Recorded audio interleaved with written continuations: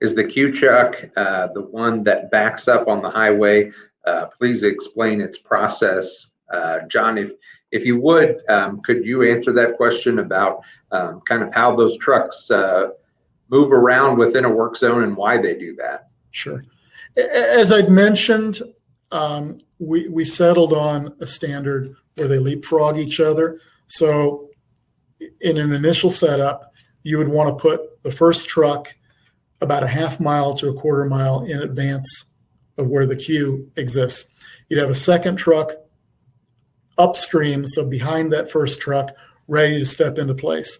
And then as traffic queued up, moved toward that first truck and overtook it, the second truck would move into a position to protect the queue, and the first truck would drive through, around, circle back, and create a supporting position.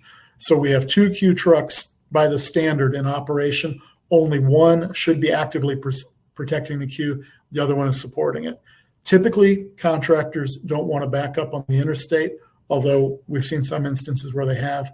But we've set up this program where they don't have to, rather they circle back around. We were successful using the Hoosier helpers to back up, and I see that question deliberately asked, but we're asking the contractors to advance out and circle back rather than back up on the roadway. I think that helps to drive home the point as you drive through these work zones that they evolve depending on time of day, the type of work going on at a given time, and the amount of traffic that you encounter, and the movement of a queue truck, depending on the length of that queue, where it starts, and